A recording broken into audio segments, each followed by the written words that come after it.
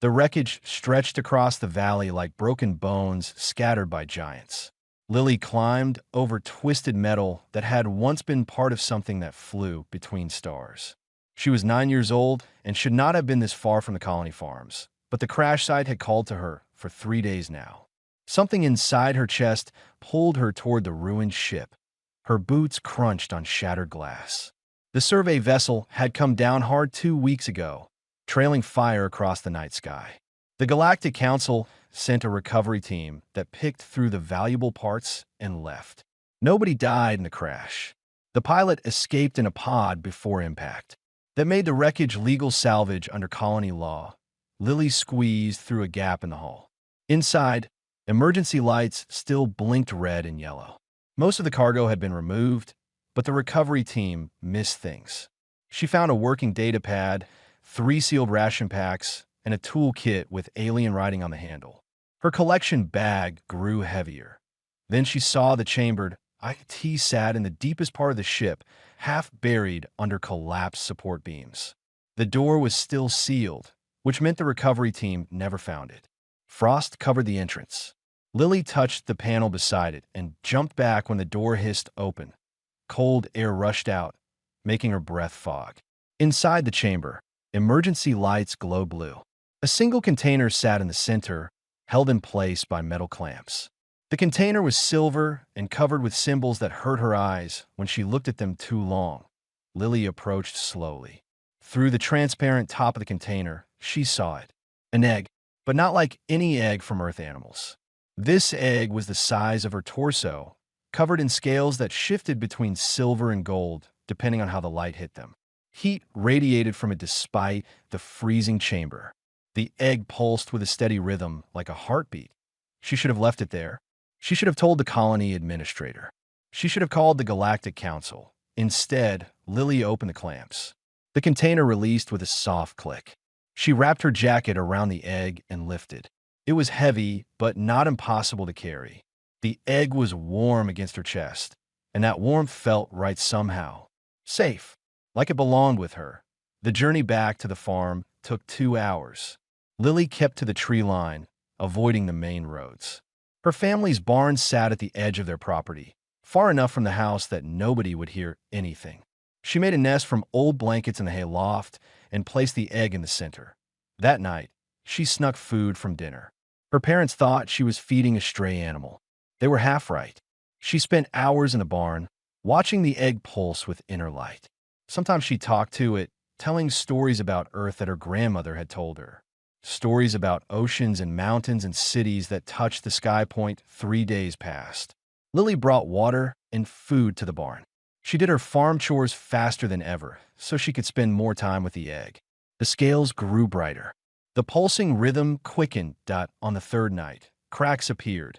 Lily sat cross-legged in the hay, watching silver light pour from the fractures in the shell. The egg rocked back and forth. A small sound came from inside, something between a chirp and a growl. More cracks spread across the surface like lightning. Then a claw punched through. It was the size of Lily's thumb, black as obsidian and sharp enough to cut the air. Another claw broke free. The egg split in half. The creature that emerged made Lily forget to breathe. It was a dragon, small enough to fit in her arms, but unmistakably a dragon. Silver and gold scales covered its body. Wings folded against its sides, each one tipped with tiny claws. The head was triangular with 2 small horns that curved backward. But the eyes held her attention. They were the color of molten amber and held an intelligence that made her shiver. The dragon chirped. It stumbled on unsteady legs and fell into the hay. Lily reached out without thinking and caught it. The dragon was warm and soft despite the scales. It looked up at her and chirped again, louder this time. Then it climbed up her arm and pressed its head against her neck. The dragon made a rumbling sound deep in its throat. Lily felt something click into place inside her mind, like a door opening that she never knew was closed. The dragon's emotions washed over her. Hunger, confusion, safety, love. She carried the dragon to the water bucket. It drank with desperate gulps, splashing water everywhere. Lily fed it pieces of dried meat from her pocket. The dragon ate like it was starving, which it probably was. After eating, it curled up in her lap and fell asleep.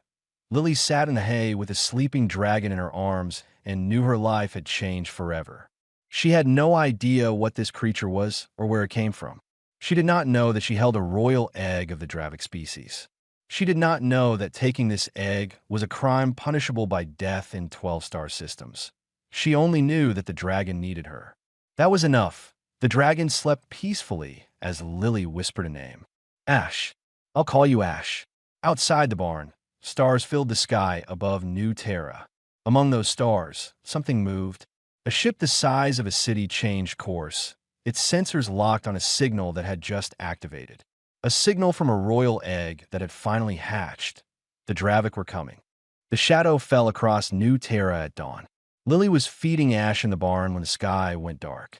She ran outside and looked up. The ship blocking the sun was bigger than the entire colony.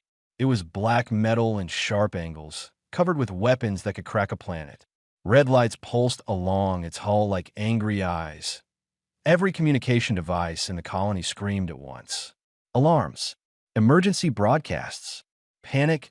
Lily's father burst into the barn. His face was pale. Lily, get to the shelter. Now. The Dravic are here. She looked down at Ash, who chirped happily and chased a bug through the hay. The dragon had grown in just 3 days. Now it was the size of a large cat, with scales that gleamed like precious metal. Ash looked up at her father and hissed protectively. Her father saw the dragon and went completely still. What have you done? Before Lily could answer, the ground shook. Something massive was landing in the colony square. They heard it from a kilometer away. The roar of engines. The boom of impact. Screams from the town. Lily's father grabbed her hand. Run. We have to run right now. But it was too late. Shapes appeared in the sky. Armored warriors with wings of fire descended toward the farms. They landed in a circle around the barn, each one 3 meters tall and covered in black armor that reflected no light. They carried weapons that hummed with deadly energy. The largest warrior stepped forward. She removed her helmet, and Lily saw a face that was beautiful and terrible. Scales covered her skin in patterns of deep red and gold. Her eyes burned like stars. Horns swept back from her skull in a crown of bone. When she spoke, her voice made the air vibrate. I am Queen Sereth of the Dravic Empire. We have tracked a royal egg to this location. Her eyes locked on Lily. You will surrender it immediately. Lily's father stepped in front of her. Please, Your Majesty. We're simple farmers. We don't know anything about an egg. The queen gestured, and 2 warriors moved forward. They pushed Lily's father aside gently but firmly. The queen walked toward Lily with steps that cracked the ground. She towered over the small human girl who clutched a baby dragon to her chest. That is Prince Ashvaran, son of my sister, heir to the northern throne. The queen's voice was cold. He was stolen from our homeworld 3 months ago during a raid. We have hunted across half the galaxy to find him. Ash chirped and squirmed in Lily's arms. The baby dragon looked at the queen and made a questioning sound. Then it buried its head against Lily's neck and refused to look at the Dravic warriors. The queen's eyes widened. Impossible. One of her warriors stepped forward, a male with scars across his face. Your Majesty, the law is clear. Stealing a royal egg demands death. Execute the human and retrieve the prince. Lily's mother screamed from somewhere behind the line of warriors.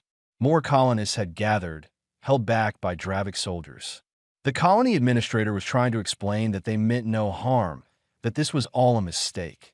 The queen ignored them all. She knelt down, so her face was level with Lily's. Up close, her eyes were not cruel. They were sad and very, very old. Child, do you understand what you have done? Lily's voice shook, but she answered. I found him alone in a crashed ship. He was cold, and the chamber was losing power. I brought him home because he would have died. You stole a royal heir. I saved a life. Lily held Ash tighter. The dragon made a protective growling sound, and tiny flames flickered in its mouth. He was abandoned. Nobody came for him. The recovery team never even found the chamber. The scarred warrior growled. The human lies, Your Majesty. The egg was clearly marked. She knew its value, and took it for ransom. I'm 9 years old.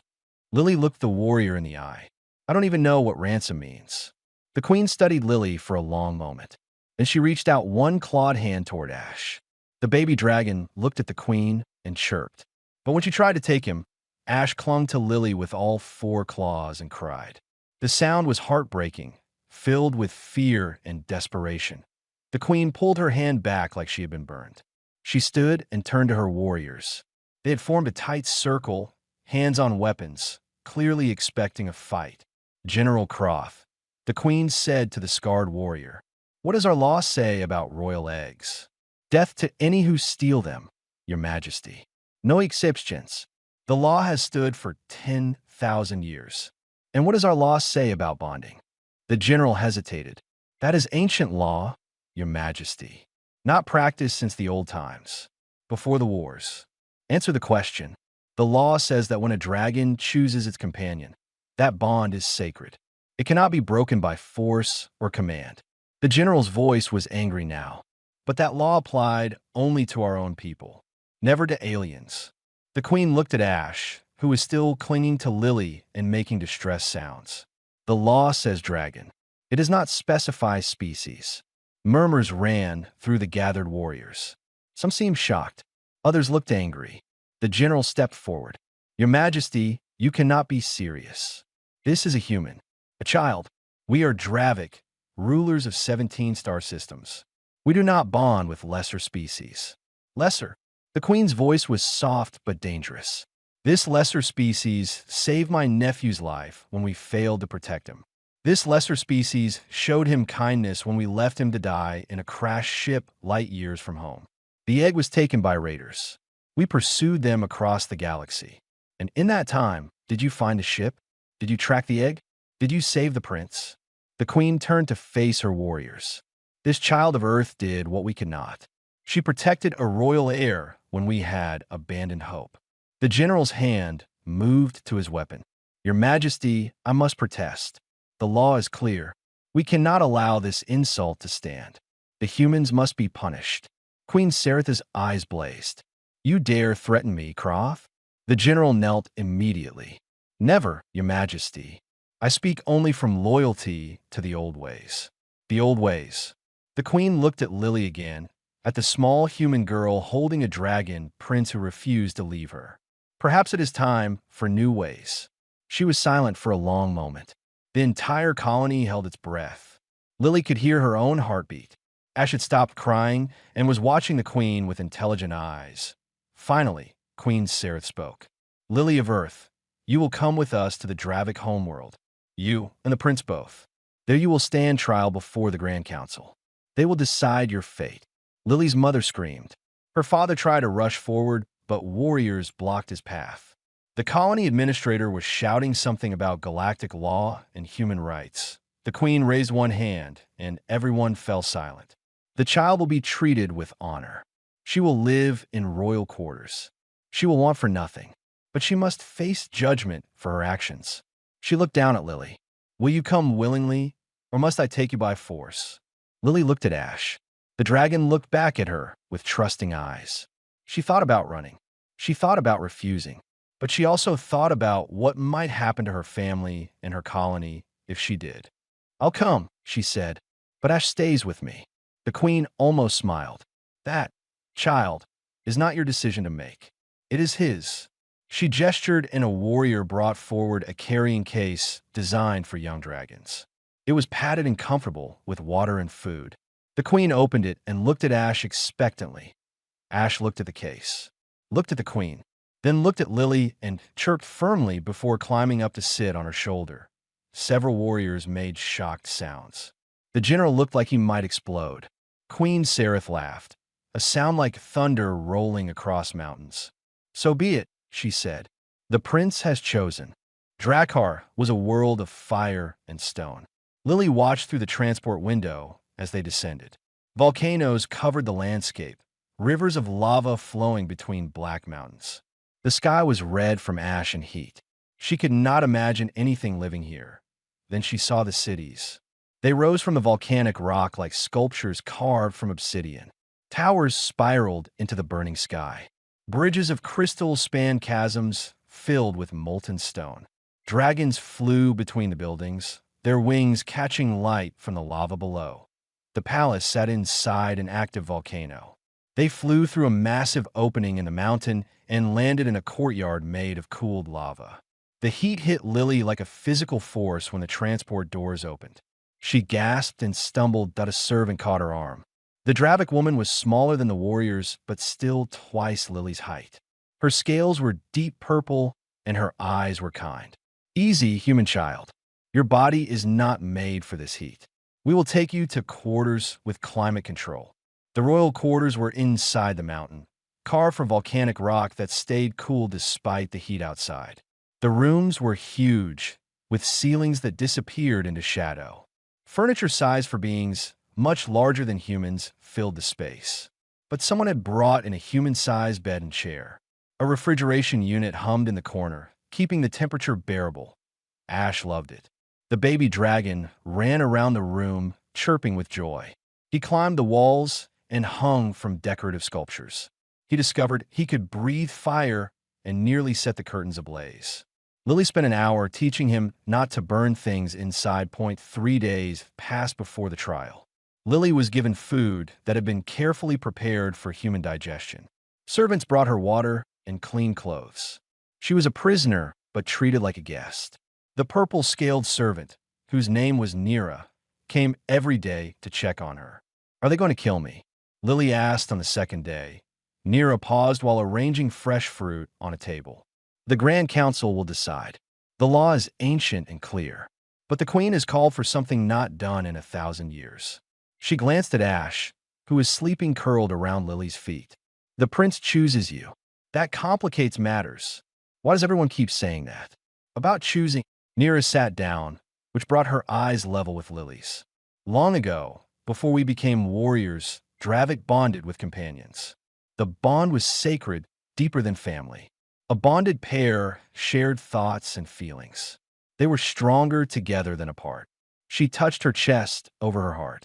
"But bonding required trust and love. Things we forgot during the wars. You fight wars. We fought everyone."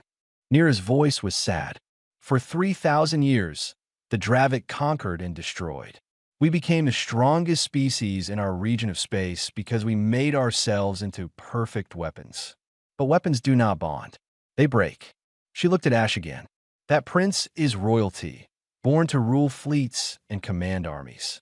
Yet he clings to a human child who showed him kindness. The council does not know what to do with that." On the 4th day, they came for her. 6 warriors in ceremonial armor escorted Lily to the Grand Hall. Ash rode on her shoulder, his tail wrapped around her arm. The dragon had grown again. Now he was the size of a medium dog, and his scales had darkened to deep bronze. The Grand Hall was carved from a single piece of black crystal. It rose hundreds of meters overhead, held up by pillars that looked like frozen flames. 12 thrones sat in a semicircle, each occupied by an ancient Dravik whose scales had faded to gray. These were the council elders, rulers who had lived for centuries. Queen Sareth sat in the center throne. She looked different here, wearing armor made of gold and red metal that seemed to move like liquid. Her crown was made from the horns of defeated enemies. She was terrifying. General Croft stood to one side with a dozen warriors. On the other side stood witnesses from New Terra who had been brought to testify. Lily saw the colony administrator and 2 farmers who had seen the crash site. The eldest counselor, a male whose scales were almost white, spoke first. His voice echoed through the hall. "Human child called Lily, you stand accused of stealing a royal egg of the Dravik Empire. This crime carries the penalty of death. How do you answer?" Lily's voice was small in the huge space. "I did not steal. I found the egg abandoned and saved it. The egg was in a secured transport. The transport crashed. The door was open when I found it. The egg would have died." General Croft stepped forward. "The human lies, Honor Council." She knew the value of what she took. She hid it and claimed it as her own. "I hid it because I knew someone would take it away." Lily looked at the council elders. "I felt it needed me. Something inside told me the egg was meant to be with me." Several elders made dismissive sounds. The white-scaled one leaned forward. You expect us to believe a human child could sense a dragon bond? Impossible. You're not Dravik. You're not even a warrior species. Ash chirped loudly and climbed down from Lily's shoulder. The baby dragon walked toward the council thrones with his head high. He stopped in front of Queen Sereth and sat down. Then he looked back at Lily and made a questioning sound. The queen stared at her nephew. He asks why we are angry with his chosen companion. Dragons do not choose aliens, the white-scaled elder said. This is manipulation. The human has somehow tricked the prince. Tricked? Lily's voice was stronger now. I fed him when he was hungry. I kept him warm when he was cold. I taught him his name and played with him and made sure he was safe. If that is trickery, then I am guilty. Another elder spoke, a female with scars across her snout. You did what any mother would do. That does not change the law. You took what was not yours. What choice did I have? Lily felt tears building, but refused to cry. Leave him to die? Abandon him like everyone else did? I'm 9 years old, and even I know that is wrong. The hall fell silent. Ash walked back to Lily and climbed up to sit on her shoulder again. He nuzzled her cheek and made comforting sounds. The sight of a royal dragon showing affection to a human made several elders visibly uncomfortable. Queen Sereth stood. The council will decide this child's fate. But first, I call for the ancient test. The firewalk. Let the prince choose for himself, in the old way, whether his bond is true or false. General Croft smiled. Your Majesty is wise. The firewalk will show the truth.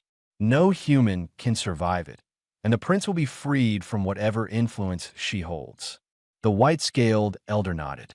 It is decided. 3 days from now, at dawn, the human will walk the sacred path. If the bond is real, the prince will protect her. If she has deceived him, he will abandon her to the flames. Lily looked at Queen Sereth. The queen's face was unreadable. What is the firewalk? A path through chambers of volcanic heat.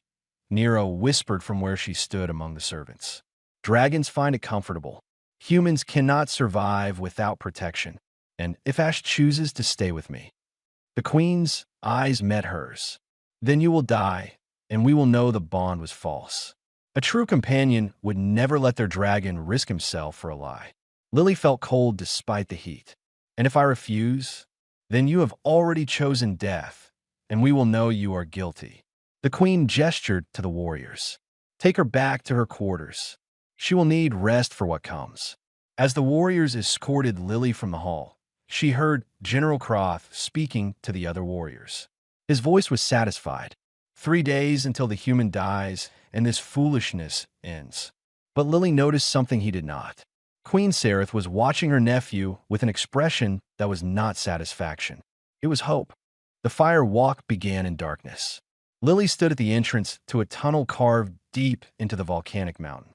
Heat radiated from the opening like the breath of some massive beast. Ash sat on her shoulder, unusually quiet. The dragon could feel her fear. The entire royal court had gathered to watch. Hundreds of Dravik filled the observation platforms carved into the rock above the path. General Croft stood at the front, his arms crossed and his expression confident. The council elders sat in their ceremonial thrones, watching without emotion. Queen Sereth approached Lily. She carried a suit of protective armor designed for humans. This will keep you alive in the heat. The old laws allow it. Lily looked at the armor, then at Ash. The dragon chirped and nuzzled her cheek. She felt his confusion through their bond. He did not understand why everyone was so serious. If I wear that, Ash will think he is supposed to follow the rules too. Lily looked up at the queen. He needs to choose freely, not because I protected myself first. The queen's eyes widened. Child, you will not survive without protection. The path is 1 kilometer long and passes through 3 volcanic chambers. The temperature reaches levels that will cook human flesh in minutes. Then I will walk as far as I can. Lily's voice was steady despite her terror. If the bond is real, Ash will know what to do. If it is not, then you were right to test us. Murmurs ran through the watching crowd. Several elders looked surprised. General Croft laughed. The human is a fool. She chooses death. Queen Sereth studied Lily for a long moment. Then she took the armor away. So be it. When you are ready, enter the path. I will walk parallel on the royal path. If you fall, I will retrieve you before you die. And Ash, he must choose. That is the point of the firewalk. I cannot interfere with his choice. The queen moved to a second entrance, one that led to a protected path where the heat was bearable for observers. General Croth and several warriors followed her. The council elders could watch from above, where crystal windows filtered the worst of the heat. Nira appeared at Lily's side. The purple-scaled servant carried a container of water. Drink this. All of it. It will help your body handle the heat longer. Lily drank. The water was cold and tasted of minerals. Nira touched her shoulder gently. You are braver than any warrior I have known. The prince chose well. Then she was gone, and Lily stood alone at the entrance. Ash climbed down from her shoulder and looked at her questioningly. She knelt so they were eye to eye.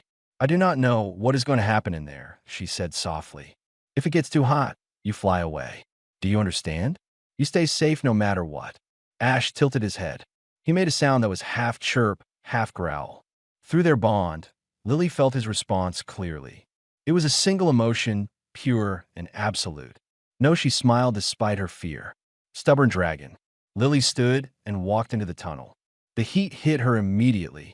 It was like walking into an oven. Her skin felt tight and her eyes watered. Ash flew beside her, perfectly comfortable. He kept looking back to make sure she was following. The tunnel opened into the first chamber. Lily gasped. The walls glowed red with heat.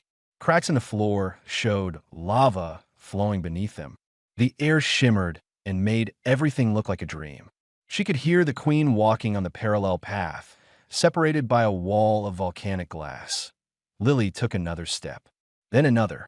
Her clothes were already soaked with sweat. Breathing hurt. Each gulp of air felt like inhaling fire. Ash circled her head, chirping encouragement. 50 meters into the chamber, her vision began to blur. The heat was overwhelming. Human bodies were not made for this. She stumbled and caught herself against the wall. Her hand touched the stone, and she jerked it back with a cry. The rock was hot enough to burn. Ash landed on her shoulder. He was cool despite the chamber's heat. Dragons generated their own temperature control. He pressed his small body against her neck, and she felt a tiny bit of relief. Keep going, she whispered to herself. Just keep going. The second chamber was worse. Geysers of superheated steam erupted from holes in the floor. Lily had to time her steps between eruptions. Her skin was bright red now. She could feel blisters forming on her arms. Every breath was agony. Ash flew ahead, checking the path.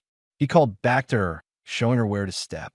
The dragon was trying to help, using his advantage to guide her through the danger. Halfway through the second chamber, Lily's legs gave out. She fell to her knees on the burning stone. Her vision went gray at the edges. She tried to stand, but her body would not respond. The heat had drained everything from her. Ash landed in front of her face. He chirped frantically, pushing at her with his snout. Through their bond, she felt his rising panic. He did not understand why she would not get up. Cannot, she whispered. Her lips were cracked and bleeding. Sorry, Ash. Cannot go further. The dragon made a sound Lily had never heard before. It was a cry of pure distress. Ash looked back at the path he was supposed to take, the safe route that would lead him to the other dragons. The route that would prove he was free of her influence. Then he looked at Lily again. Through their fading bond, she felt his decision. Ash spread his wings. They were larger now, growing stronger each day. He positioned himself over Lily like a tent, shielding her from the worst of the heat. His scales reflected the thermal radiation. His body absorbed what came through. The dragon was protecting her. Lily felt tears, though she had no water left to spare for crying. Us? No. You have to go. They will hurt you. Ash responded by curling around her more tightly. He began to sing, a sound dragons made when they were content. The sound said everything. He had chosen Dot on the observation platform. The crowd had gone silent. On the parallel path, Queen Sereth stopped walking. She stood watching her nephew sacrifice himself to protect a human child. Impossible, General Croth breathed. He should abandon her. The bond cannot be that strong. But it was. Ash stayed there, wings spread, protecting Lily from heat that was beginning to hurt even his dragon scales. Small wisps of smoke rose from his wing membranes. The heat was damaging him. Queen Sereth made her decision. She gestured, and the wall separating the path shattered. She crossed in the firewalk chamber and picked up Lily carefully. The queen's scales could handle temperatures that would kill both human and young dragon. "The test is complete," she announced. Her voice echoed through the chambers and the observation platforms. "The bond is real. Any who question it are fools." She carried Lily back toward the entrance, moving swiftly through the heat. Ash flew beside them, chirping with relief. Medical teams waited at the entrance with cold water and burn treatments.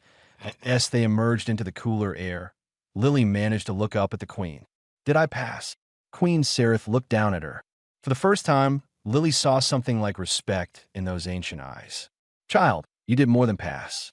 You showed us something we had forgotten." "What?" "What it means to be worthy of a dragon." The queen carried Lily to the medical chamber while the crowd watched in stunned silence. General Croft stood on the parallel path, staring at the place where a human child had been willing to die rather than force a dragon to abandon her. High above, the eldest counselor spoke to his fellow elders. His voice was quiet but clear. "We may have made an error in judgment.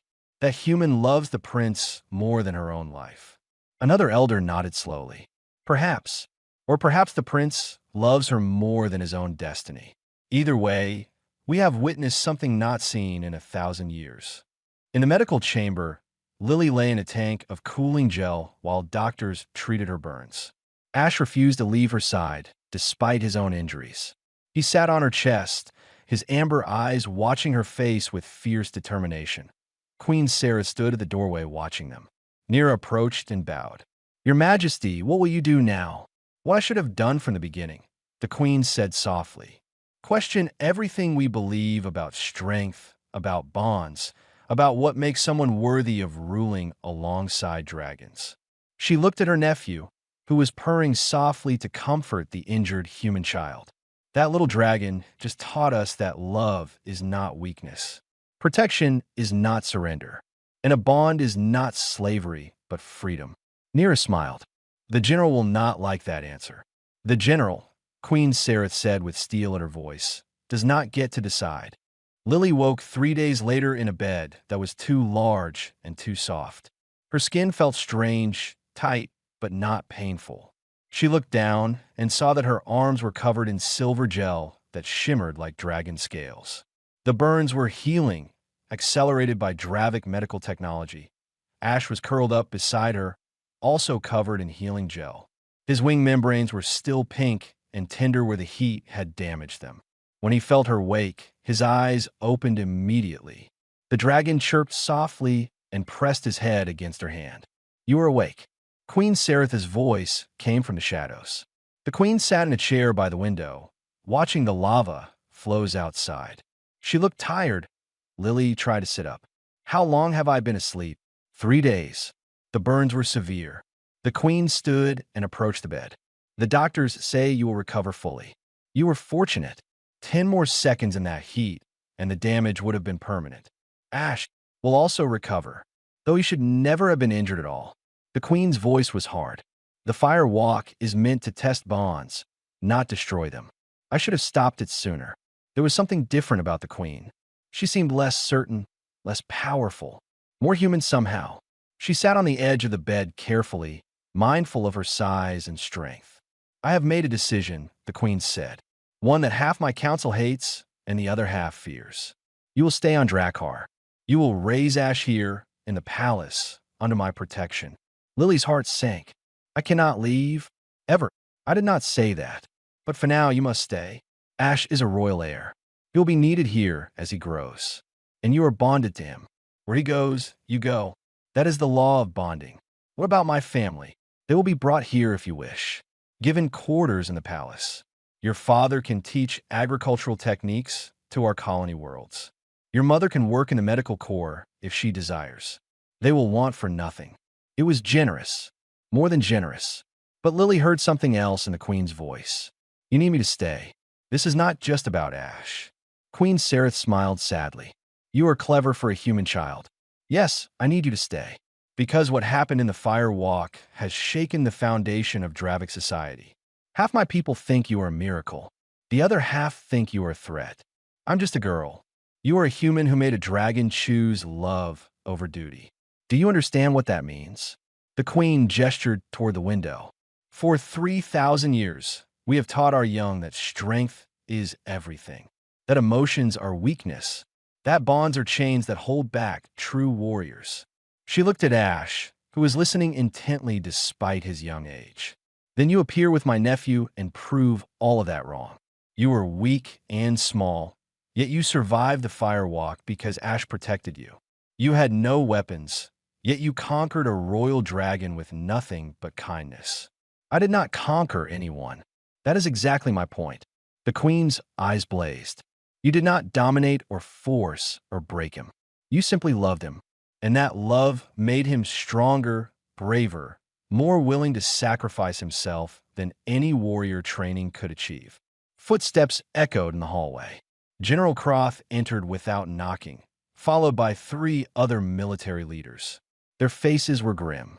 Your Majesty, Croth said, the council demands to speak with you. There are rumors you plan to change the law. Not rumors. Truth. Queen Sereth stood to her full height. I am reinstating the ancient bonding traditions. Any dragon who wishes may seek a companion from any species. The bonds will be recognized and protected by law. The generals reacted like she had struck them. One of them, a female with white scales, stepped forward. Your Majesty, that is madness. We are warriors. We do not bond with aliens. We were warriors because we forgot how to be anything else. The queen's voice was cold. Look at that child. She has no training, no weapons, no power. Yet she did what none of us could. She made my nephew willing to die for her. That is not weakness, General. That is strength we have forgotten how to recognize. Croth's hand moved toward his weapon. Your Majesty, I cannot allow this. The old laws exist for a reason. Bonds make warriors soft. They make us vulnerable. We build an empire by being strong. We build an empire by being alone. Queen Sereth moved between the generals and Lily's bed. Tell me, Croth, when did you last trust someone completely? When did you last feel joy that was not tied to victory? When did you last protect something because you loved it, not because it served your purpose? The general had no answer. 3 days ago, a child showed us what we lost. A bond so strong that a dragon would burn himself to protect his companion. A love so pure that a human would choose death over forcing that dragon to abandon her. The queen's voice softened. I have lived for 400 years, Croth. I have conquered 17 star systems. I have killed 10,000 enemies. And in all that time, I have never felt the kind of loyalty Ash feels for that human child. She turned to look at Lily. I envy her. A 9-year-old human from a farming colony has achieved what I never could. She has someone who would die for her without question, without hesitation, without regret. Not because of duty or law or fear, simply because of love. One of the other generals spoke, a male with blue-tinted scales. Your Majesty, even if we accept this, the humans will not. They fear us. They will never trust their children to bond with dragons. Then we will prove we are worthy of that trust. The queen sat back down beside Lily. This child will be the first. Others will follow. Not because we force them, but because they will see what we have seen. That a bonded pair is stronger than any individual warrior. Croth's eyes narrowed. And if this experiment fails? If the human betrays us? If she uses the prince for her own ends? Lily found her voice. I would never hurt Ash. So you say now. But humans are ambitious. Cunning. You could use a royal dragon to gain power, to influence our politics, to weaken us from within. Queen Sereth laughed. If humans wanted to weaken us, Croth, they would do what they have done for centuries. Stay away from us, trade with our enemies, and watch us destroy ourselves with our own arrogance. She stood and faced her generals. I am not asking for your approval. I am informing you of my decision. The bonding laws are reinstated. Lily will stay in the palace under my protection. Anyone who threatens her or the prince will answer to me personally. Croth's jaw clenched. Your Majesty is making a mistake, one that may cost us dearly. Perhaps. Or perhaps I am correcting a mistake we made 3,000 years ago when we chose strength over everything else. The queen gestured toward the door. You're dismissed. Leave the child to heal. The generals left, but Lily saw the anger in their eyes. Especially Croth. He looked at her like she was an enemy to be destroyed. When they were gone, the queen slumped slightly. That went better than I expected. They want to kill me. Croft does, yes. But he will not act while I live. He is ambitious, but not stupid. The queen walked to the window again. I'm going to tell you something I have told no one else. I had a daughter once. Her name was Shara. She was a bonded pair with her best friend, a male named Roth. Lily stayed quiet, sensing this was important. They were perfect together. What one lacked, the other provided. They were like two halves of a whole, the way bonded pairs should be. The queen's voice grew thick. Then the war came. The grand campaign against the Trill Empire. I ordered them into battle. I thought they were invincible. She was silent for a long moment. Roth died first. Took a plasma bolt meant for Shara. She killed 17 enemy fighters after that, driven by rage and grief. Then she flew her ship directly into the enemy flagship and detonated her core. The queen turned back to Lily. Tears ran down her scaled face. After that day, I banned bonding. I told myself it made us weak, that love was a liability in war. But the truth is I was afraid.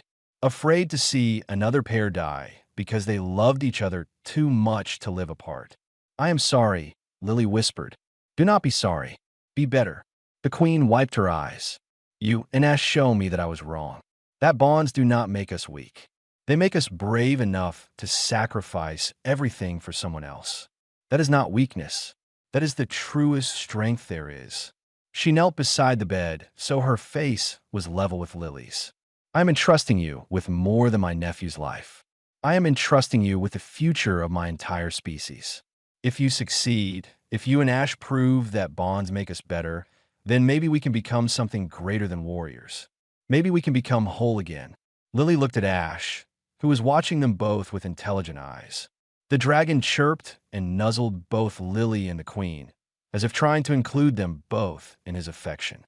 I will try, Lily said. I promise I will try. Queen Sarah smiled. That is all I ask. 5 years changed everything. Lily stood on the palace balcony watching young dragons play with children from a dozen different species. The courtyard below had been transformed from a military training ground into something that looked like a park. Trees grew in specially designed containers. Water features cooled the volcanic air. And everywhere, bonded pairs practiced flying together, learning to trust each other. Ash landed beside her, now fully grown. He was massive, the size of a small transport ship, with scales that gleamed like bronze in the red sunlight. His wings spanned 20 meters. But when he looked at Lily, his eyes held the same affection they had when he was a hatchling. You are thinking too much again, he said. Dragons developed speech as they matured, though they still preferred the emotional bond for important things. I am thinking about how strange this all is. Lily gestured at the courtyard. 5 years ago, your people wanted me dead. Now look at them. It was true. The bonding program had exploded beyond anyone's expectations. 73 young dragons had chosen companions from other species. Humans, yes, but also Trill, Vin, Karathi, and even a few members of species that had once been Dravik enemies. The bonded pairs trained together, lived together, and were beginning to change what it meant to be Dravik. Nira approached from behind. She was grayscale now, showing her age, but her eyes were still kind. The queen requests your presence in the council chamber. There has been an incident. Lily's stomach tightened. What kind of incident? The kind involving General Croth and 3 warships. They found Queen Sereth in full battle armor, studying a holographic display of the star system. The display showed 3 Dravik warships in orbit above a small colony world. Red targeting markers indicated they were preparing to fire. What is happening? Lily asked. Croth has declared rebellion. The queen's voice was cold with fury. He took ships loyal to him and attacked a colony where bonded pairs were living. He claims they are a disease that must be purged before it spreads. Ash growled. a sound that made the walls vibrate. How many are on that colony? 43 bonded pairs. 27 are children. The Queen's claws dug into the table.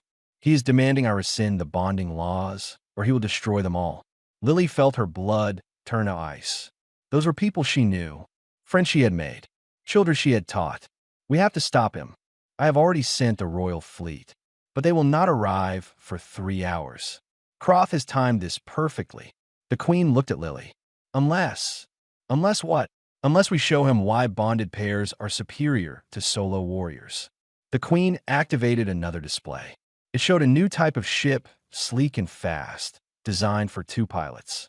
This is the Starbond, built for bonded pairs to fly together. 1 dragon, 1 companion, perfectly synchronized. Ash moved closer to the display, his eyes bright. You want us to go? I want you to show Croth why he is already lost. The Queen looked between Lily and Ash. A bonded pair can outfly, outfight, and outthink any solo warrior, but only if they trust each other completely. Lily was already moving toward the door. Where is the ship? They launched 10 minutes later. Lily sat in the companion seat, while Ash's mind linked directly to the ship's systems through his neural interface. The Starbond shot from the planet like a missile, accelerating to speeds that would kill an unbonded pilot. But Lily was not unbonded.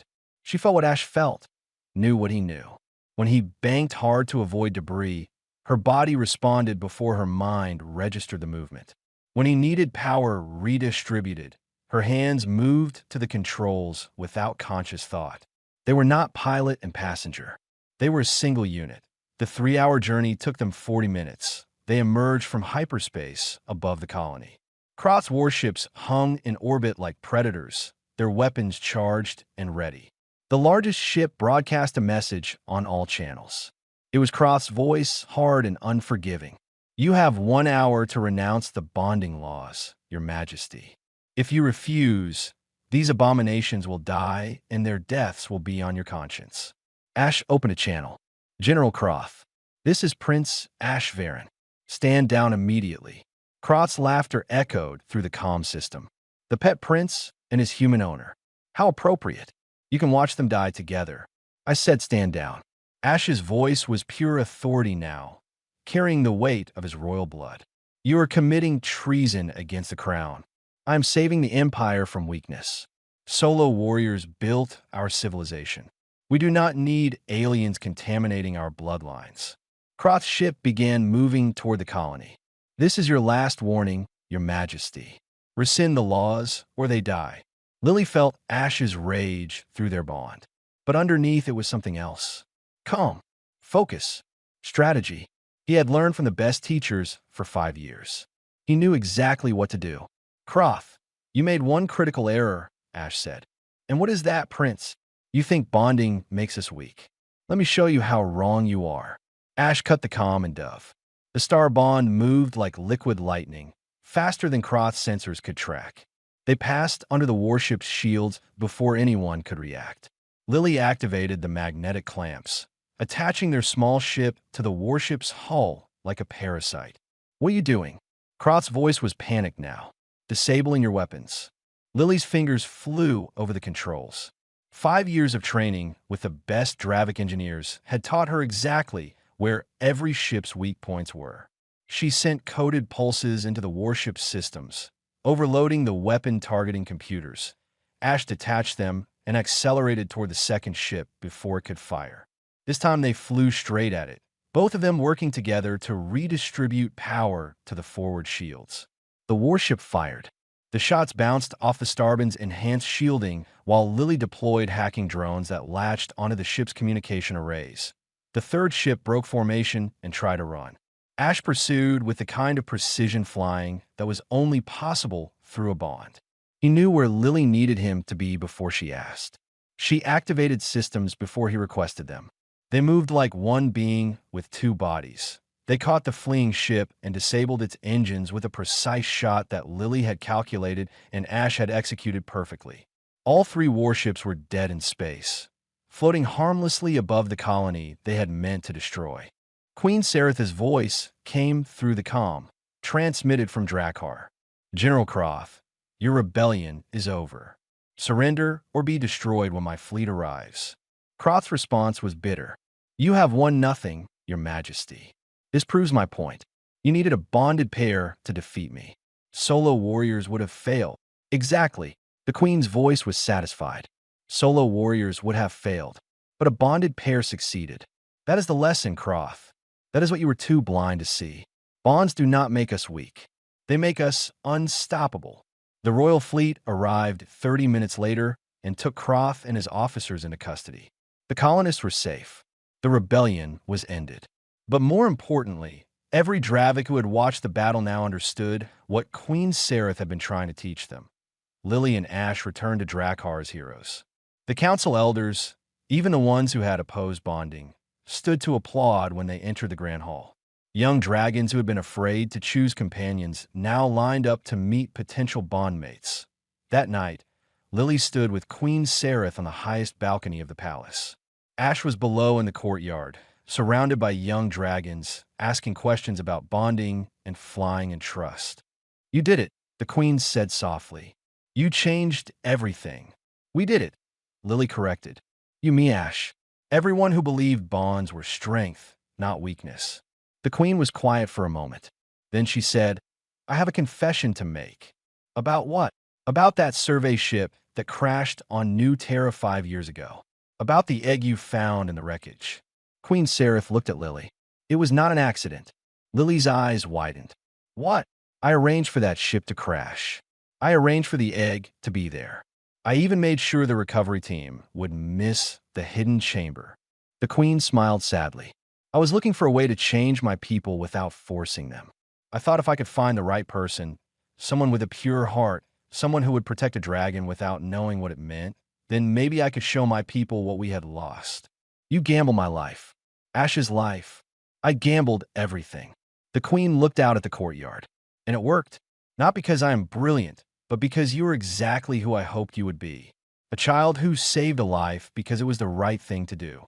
Who chose kindness over fear. Who taught my nephew that love is not weakness, but the strongest force in the universe. Lily did not know whether to be angry or grateful.